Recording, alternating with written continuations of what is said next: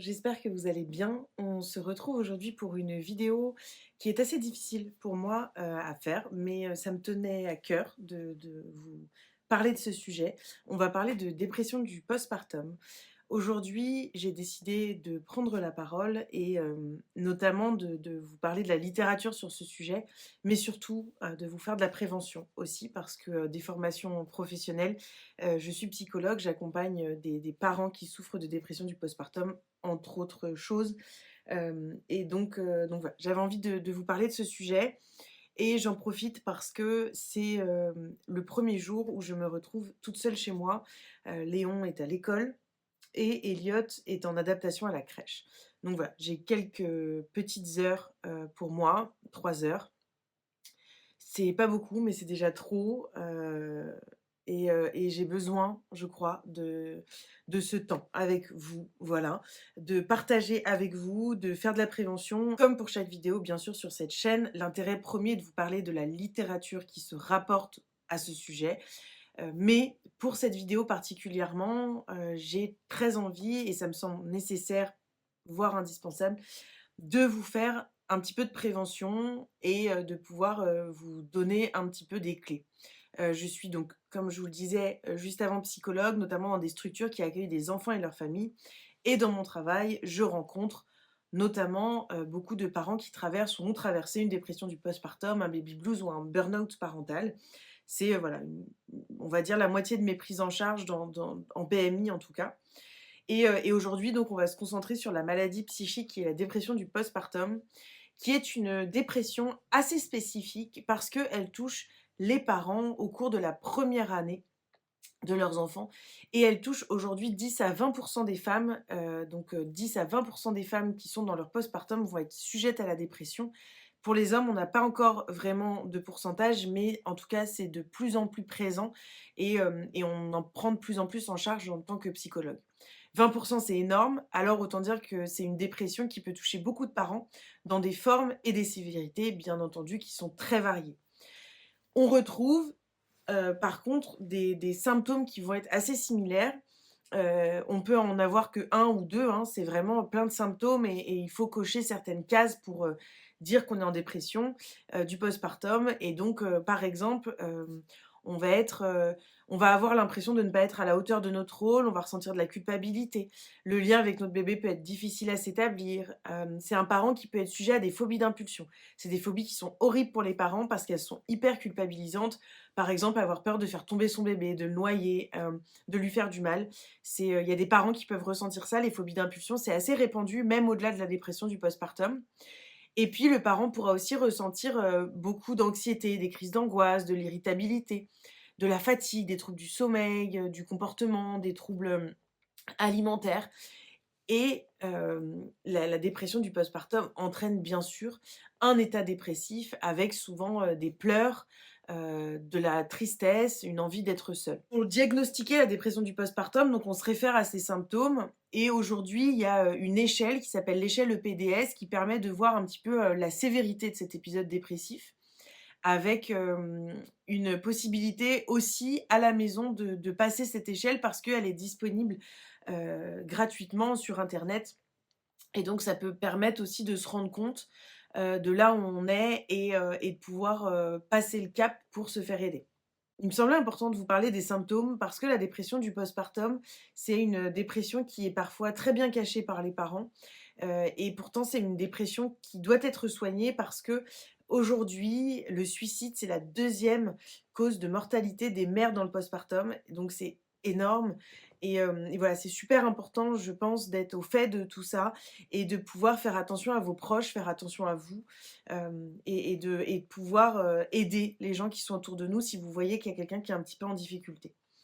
Dans le cas d'une dépression du postpartum, la psychothérapie, elle est très recommandée et d'ailleurs, elle peut être la seule prise en charge, mais parfois, il va y avoir nécessité, d'une aide supplémentaire.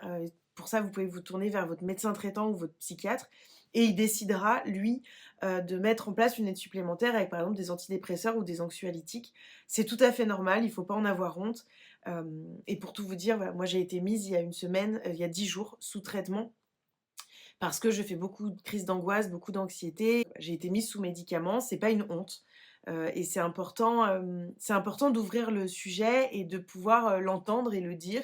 Voilà, je suis psychologue, je prends en charge, des parents souffrant de burn-out, de dépression, et pourtant j'ai beau avoir les clés, et bien, pour moi, je ne suis pas psychologue. Voilà, je suis une jeune maman et en ce moment, je vis quelque chose d'assez difficile. Et en ce qui concerne la prise en charge en psychothérapie, alors il y a le libéral, mais qui peut être assez cher. Il est possible de bénéficier aussi de la gratuité de séances en PMI ou en CMP. Et depuis quelque temps, il y a un nouveau dispositif Mon Psy où, votre médecin traitant peut vous, prescrire des séances de psychothérapie et vous avez un nombre de séances, remboursées par l'assurance maladie. Voilà, moi je connais pas très, très bien ce dispositif, mais je sais que ça peut aider et que ça peut être un bon tremplin pour se faire aider, en tout cas au début. Et donc, voilà, ça me semblait hyper important de vous en parler, de ce petit récapitulatif de la dépression, du postpartum, voilà, j'avais envie de le mettre en avant parce que bien qu'on en parle un petit peu plus aujourd'hui sur les réseaux sociaux, c'est encore un peu honteux d'en parler. Sur les réseaux sociaux, on voit d'ailleurs beaucoup de choses sur, l'incroyable bonheur d'être maman, sur, ce temps béni de la maternité, ce temps béni du postpartum, un rôle dans lequel on ne peut que s'épanouir alors qu'en fait, bah, on a beau s'épanouir, on a beau aimer nos enfants plus que tout, on a beau, être heureux quand on est avec eux, bah, ça peut être très difficile et en fait, la dépression, c'est une maladie, et on peut pas lutter contre tout seul. C'est compliqué, il faut se faire aider, c'est hyper important et tout le monde peut être touché. Même lorsqu'on est entouré, même lorsqu'on est averti, même quand on accompagne nous-mêmes des parents souffrant de dépression du postpartum. Et voilà, moi j'ai la chance d'être super accompagnée, super entourée, depuis le début et de savoir, d'avoir les clés pour m'en sortir et pourtant en ce moment c'est très difficile. Et ce qui m'a aussi poussée à faire cette vidéo, c'est que j'ai cherché des livres sur la dépression du postpartum et en fait je n'en ai pas trouvé. J'ai souhaité il y a quelques jours donc, lire un roman ou une bande dessinée qui aborde cette question et en fait, je suis tombée la plupart du temps sur des livres que j'ai déjà lus. Et donc, je me suis dit: «Waouh, incroyable, il y a quand même pas beaucoup de choses sur la dépression du postpartum» et donc je vais vous parler aujourd'hui de 2 romans et de 2 bandes dessinées. Et le premier roman dont je voulais vous parler, il s'agit de Ainsi gèlent les bulles de savon de Marie Vareille. C'est l'histoire, entre autres choses, d'une femme qui va abandonner son enfant. Je vais pas en dire davantage, mais c'est un roman par lequel j'ai découvert l'autrice, Marie Vareille, et ça a été une incroyable rencontre parce que, c'est, une autrice qui est, incroyable, voilà. Son roman est fou, son roman suivant Désenchantée avait été, un coup de cœur et j'ai eu un énorme coup de cœur pour son tout dernier roman sorti, La dernière allumette. On rencontre donc dans Ainsi gèlent les bulles de savon, Claire, Océane, Eva et ces rencontres, elles m'ont touchée en plein cœur. Marie Vareille, en fait, c'est une autrice qui a une plume incroyable et elle nous conte des histoires de femmes fortes et ici elle nous raconte l'histoire de mères. Et dans ce roman, Marie Vareille, elle va, aborder des sujets comme la maternité, le couple, la charge mentale des mères. Elle nous parle de l'incapacité pour certains pères à voir que porter un enfant, accoucher et s'occuper de lui, ça peut être épuisant, ça peut être éreintant et on peut se retrouver en grande difficulté psychique, physique, psychologique. Elle nous parle aussi de la culpabilité qui est omniprésente lorsqu'on est parent, notamment quand on est maman, et qu'on entend parler du rôle idéal de mère, cet idéal qu'on n'arrive jamais à atteindre parce que cet idéal n'existe pas. Voilà pour ce livre qui parle en soi de la dépression du postpartum, mais qui aborde en général la question de la maternité. J'aimerais ensuite vous parler du roman de Virginie Grimaldi, Et que ne durent que les moments doux. Je veux vous parler donc de ce livre, que j'ai découvert il y a 3 ans. Il m'avait été conseillé par NJ du compte Madame Chachali. Dans ce roman, seul roman que j'ai lu de l'autrice, je n'ai pas lu les autres, elle nous parle de maternité avec une grande sensibilité et une grande vérité. Elle ne nous parle pas forcément dans ce livre de la dépression du postpartum en tant que telle, mais plutôt de tout ce qui entoure le fait d'être mère. Ce roman, il m'a bouleversée parce que les émotions sont tellement justes, tellement belles. On navigue entre des moments où nos cœurs sont bouleversés, des moments où des sentiments magiques s'invitent en nous et puis en même temps des moments où on est traversé par beaucoup de questionnements et puis de la tristesse aussi. C'est un roman sur la maternité, sur l'amour qu'on porte à nos proches, à nos enfants, un roman sur l'amour, sur la vie, qui nous offre parfois des surprises, qu'elles soient bonnes ou qu'elles soient mauvaises. Voilà, c'est un roman dans tout ce que la maternité vient réveiller en nous, que ce soit au début de notre maternité ou à la fin, quand nos enfants partent du nid. L'écriture de Virginie Grimaldi, elle est belle, douce, simple et forte. Elle est bouleversante. C'est un roman dans lequel on se sent bien, dans lequel je me suis reconnue en tant que maman, en tant que femme. Et on vit ces mots et on vit l'histoire. Et c'est aussi pour ça que j'ai très envie de découvrir d'autres romans de cette autrice parce que vraiment je l'aime beaucoup. Et donc comme vous pouvez le voir, en fait, je vous ai parlé de ces 2 romans et ils parlent pas vraiment de la dépression du postpartum. Enfin si, ils en parlent, mais ils parlent surtout du burn-out parental, ils parlent surtout, de la maternité en tant que telle.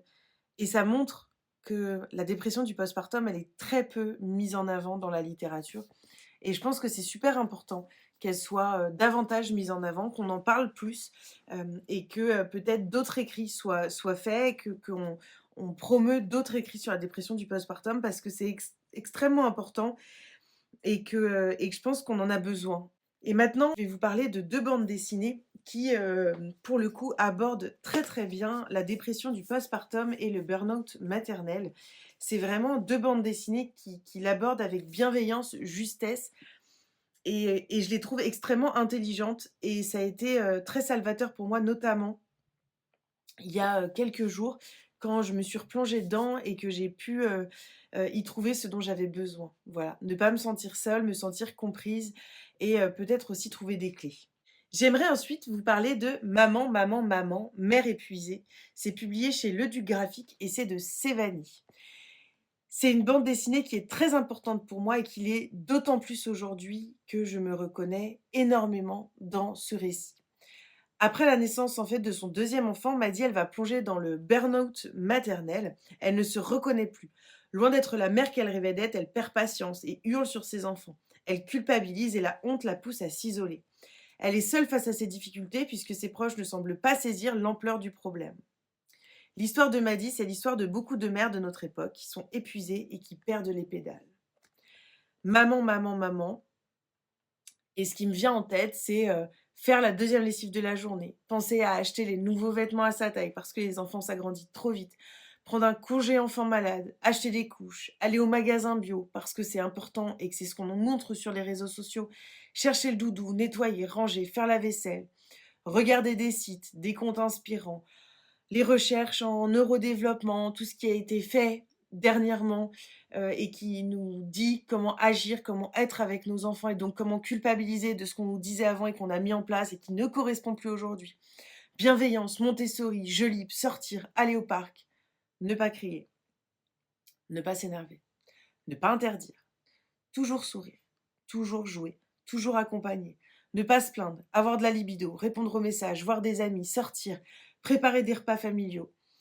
Et puis un jour, et ben tout ça, ça dégringole. Ça dégringole parce qu'on n'en peut plus, parce qu'en tant que mère, on n'en peut plus, on n'y arrive plus. Et donc on s'énerve, on crie, on hurle même parfois. Ça m'est déjà arrivé. On met un dessin animé, puis 2, puis 3, on fait des pâtes et puis encore des pâtes. On donne des gâteaux tout près. On laisse pleurer, on n'a plus envie de sortir. Le parc, on s'ennuie, on n'a plus envie d'y aller. On a envie de rester seul, on a envie de tout abandonner. À la lecture de cette bande dessinée que j'ai relue très récemment parce que je me suis reconnue là-dedans et que j'avais besoin de me retrouver dans les mots de Sévanie, j'ai ressenti un millier d'émotions. La dépression et le burn-out maternel, ils existent et il faut en parler pour plus avoir la conviction que ça n'arrive qu'à nous et que nous sommes de mauvaises mères.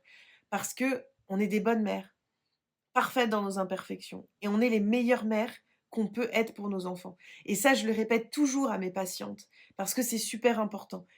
On est la meilleure mère qu'on peut être pour nos enfants. Voilà, c'est tout simple en fait. On fait du mieux qu'on peut et c'est ça le plus important. Et puis dans cette bande dessinée, Sévanie, elle met aussi au centre l'importance du relais. Ces relais qui sont tellement importants dans cette période du postpartum, mais en fait dans la maternité en général. Ces relais qui vont nous permettre de souffler, de reprendre notre respiration et de pouvoir retourner à nos enfants en pleine conscience et de façon bienveillante. Et je voudrais maintenant vous parler de cette bande dessinée «Merci mon fils, vaincre sa dépression maternelle et ses traumas grâce à l'EMDR». C'est publié également chez Le Duc Graphique et c'est Clairement, un roman graphique comme une claque, comme un choc, ça a été un énorme coup de cœur pour moi, un énorme coup au cœur. C'est un roman graphique qui vient nous parler d'amour, de cet amour qui parfois, n'est pas simple, parce que c'est un amour qui nous déborde, parce que la maternité, c'est pas tout rose et qu'être mère peut être parfois très difficile. C'est un roman graphique qui est donc écrit et dessiné par Zoélie et c'est une autobiographie. L'autrice, elle, se livre et c'est ça aussi qui est extrêmement émouvant dans cette bande dessinée, c'est qu'elle se livre à nous sur sa maternité, sur les conséquences de ses traumatismes d'enfance, sur ses sentiments et ses émotions aujourd'hui. Et Zoélie, elle se livre surtout sur son combat pour, comprendre et travailler sur ses traumas, pour pouvoir vivre sans qu'ils continuent à influer autant sur sa vie et sur sa relation, notamment avec ses enfants. Elle va se rendre compte de l'impact de son enfance, de l'éducation toxique qu'elle a reçue et c'est un roman graphique qui exprime avec beaucoup de justesse les traumatismes indélébiles que l'on vit enfant et tout ce que cela peut engendrer dans notre vie, d'adulte et notamment, dans, notre, capacité à être parent et dans notre façon à être à l'autre, dans notre façon à être parent et à ressentir, l'amour pour nos enfants, à ressentir, les sentiments qu'on a envie de ressentir. C'est un roman graphique qui nous parle de stress post-traumatique et qui l'explique très bien dans un dossier à la fin et tout au long du roman graphique. Et c'est un livre qui nous parle également d'EMDR, qui est une technique qui permet de travailler sur les traumas et qui est également très bien expliquée à la fin du livre, dans un dossier justement sur le MDR. J'ai trouvé ça vraiment très, très bien expliqué, et je vous le dis en tant que psychologue, mais aussi en tant que patiente parce que j'ai déjà, eu, recours à l'EMDR et c'est une bande dessinée donc qui aborde la dépression du postpartum sous un angle précis et qui le fait avec énormément de justesse, beaucoup d'authenticité et c'est extrêmement intéressant donc vraiment je vous la recommande, plus, plus, plus. Voilà pour cette vidéo. J'espère que ces recommandations vous ont plu et que vous avez passé un joli moment en ma compagnie, malgré le sujet abordé qui est pas facile.